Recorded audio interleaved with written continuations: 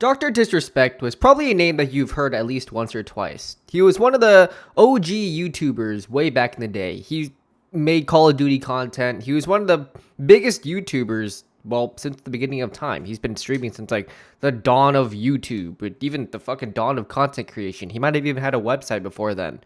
Now, you might have heard this name recently because of some controversy that he's fallen into, namely pedophilic allegations, which actually, as of last night, are no longer allegations. He straight up fully admitted the whole thing. There's a whole story behind that, and I guess I want to walk you a little bit through a little bit of the rundown of what really happened. Back in 2020, Dr. Disrespect was a Twitch streamer. He played a lot of Call of Duty. He was a well-respected member of the community. Then one day in 2020, he got banned, just straight off of Twitch, and no one knew why. There's been some statements here and there that he made when he moved over to YouTube, being like, "Oh, well, Twitch, they did wrong. We're gonna get them, and we're gonna get a lawsuit against them. We're gonna disrespect Twitch." And people were there at the edge of their seats wondering what happened to Dr. Disrespect. His ban was like what happened to every single plane that went into the Bermuda Triangle. They just straight up disappeared, and no one knows why. He was gone, but he was back on YouTube, and he had another couple years, 4 to be exact, of successful streaming. Like, he went off of Twitch and went to YouTube, had a bit of an oopsie, got back up, brushed himself off, and went on his way, creating good, cool content.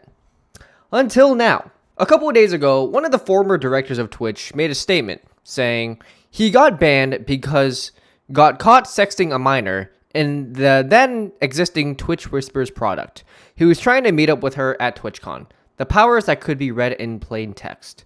Case closed, gang. Hi, it's Future Me here.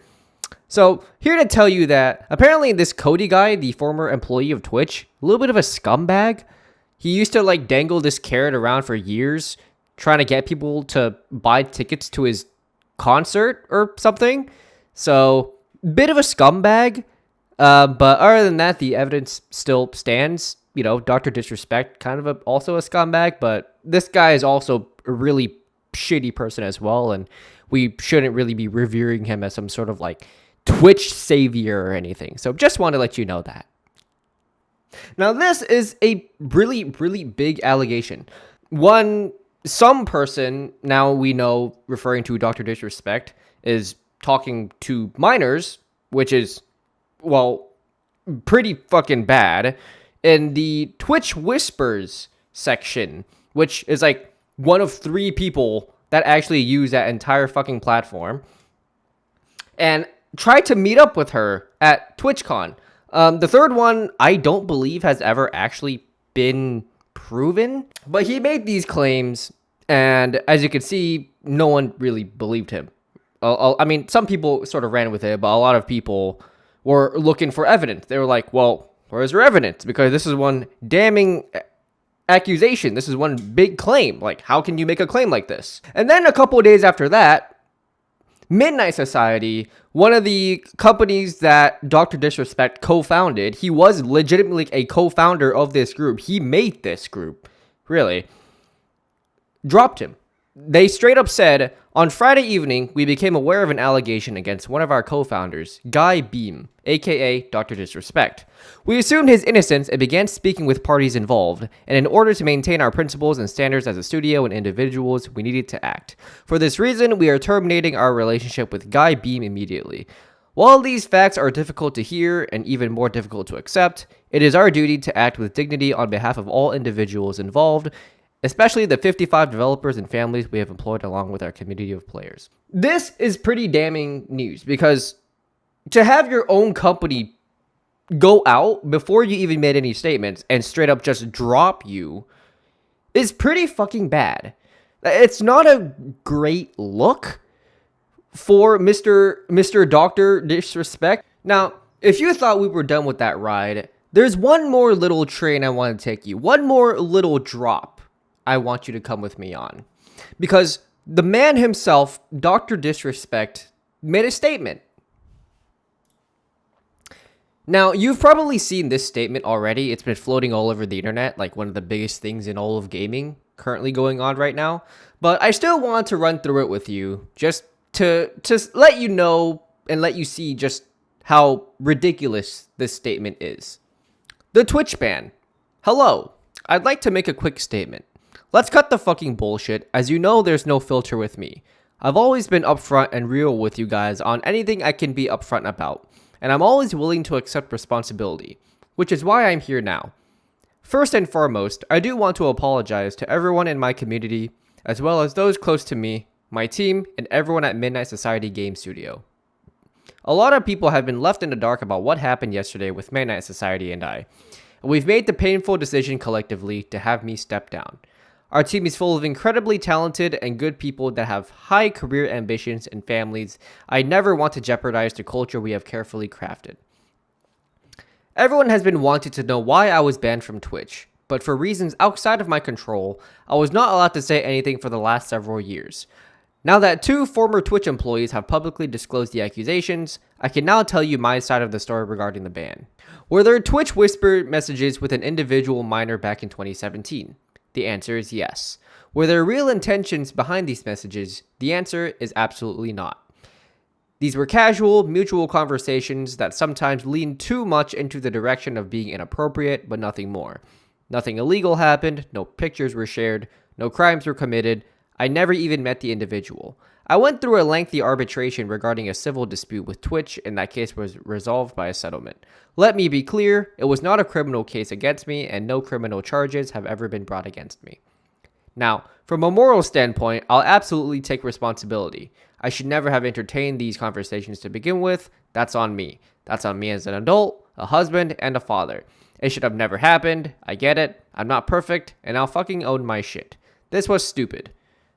Now, with all this said, don't get it fucking mistaken. I've seen all remarks and labels being thrown around so loosely. Social media is a destruction zone. I'm no fucking predator or pedophile. Are you kidding me? Anyone that truly knows me fucking knows that where I stand on these things with those types of people. Fuck that. That's a different level of disgust that I fucking hate even hearing about. Don't be labeling me as the worst of the worst with your exaggerations. Get the fuck out of here with that shit. But I think I've said what needed to be said regarding the ban itself. That's it. That's why Twitch made the decision in 2020.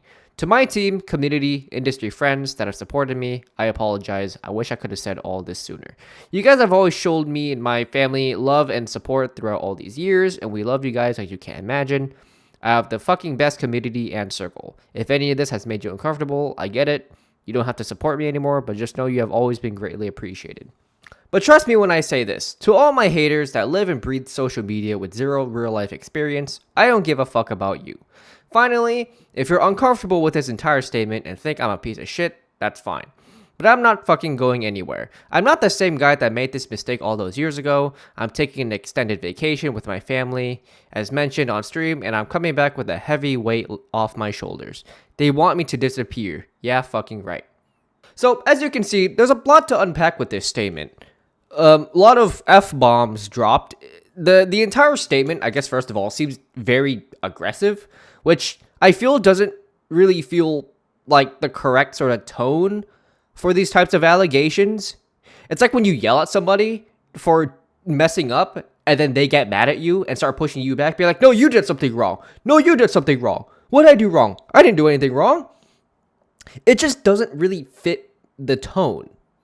Like, it seems like it's a very serious allegation and he's in some sort of way almost taking it lightly. As if he's like, how dare you call me a pedo? I'm not a pedo. I just talk to minors that leaned inappropriately. That's not pedo. Don't you dare call me that. But outside of that, this paragraph is what I kind of want to focus on the most here because this is the most controversial part of this statement. So basically, yes, he does admit to everything that everyone else was saying. The former CEO, the statement that Midnight Society made. Like, yeah, he did. He straight up said, yes, he did talk to minors, and it even leaned inappropriately. Now, he does say that there were no criminal charges, nothing illegal happened, but that pretty much just falls under, like, well, we didn't send them pictures, we didn't go to their house, we didn't, like, pull down our pants and show them a picture of their asshole. Like, just because something is illegal doesn't mean it's morally sound, right? Which he does sort of say here that, oh, from a moral standpoint, I'll actually take responsibility. The biggest problem is that this happened 4 years ago. If you're to take responsibility for something that happened, I feel like you probably would have just said it, like, when it happened, when people were questioning why you got banned in, like, 4 years ago in 2020, right? You know, I feel like part of taking responsibility is to own it up yourself instead of having someone else bring it up. And then when someone else spills the beans, then you're like, you know what? I'm going to be a real man. I'm going to take responsibility for my actions. When the reality is that if they never brought this up, would you have brought this up? The answer is probably no, because it's been 4 years since this whole thing happened.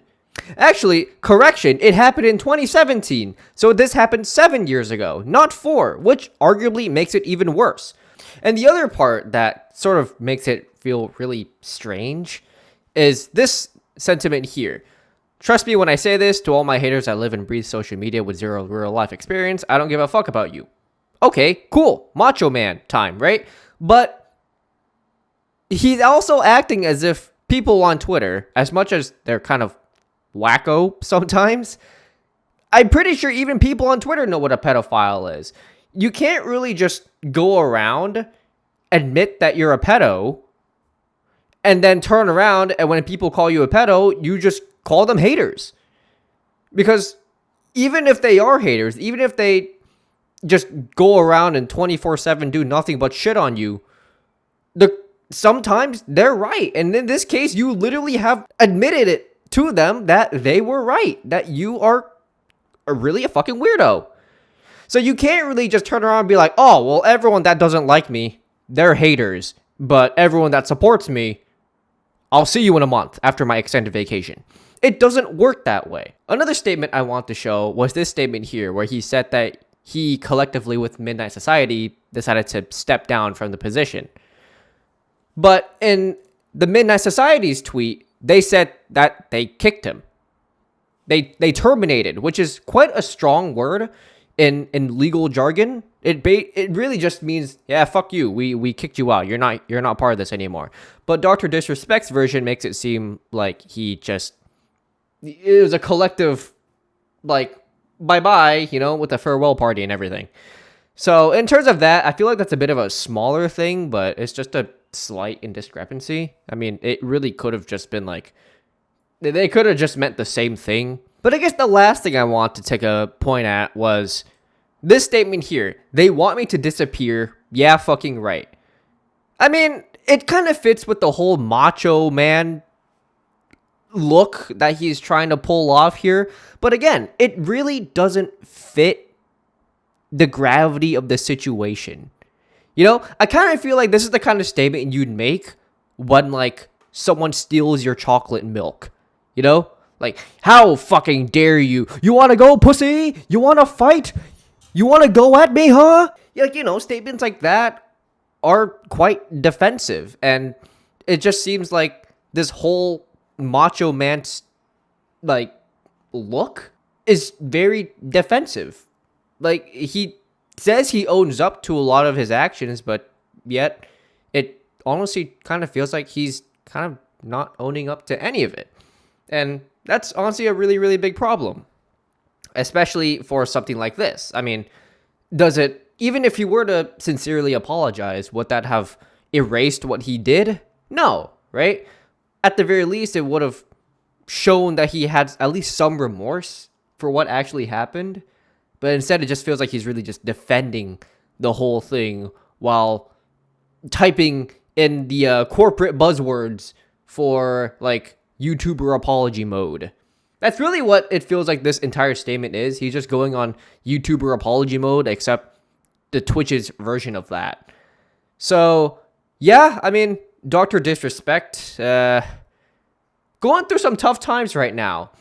But for now, thank you. Yeah, this was all that there was with the Dr. Disrespect stuff. And, yeah, I just want to catch you up on that.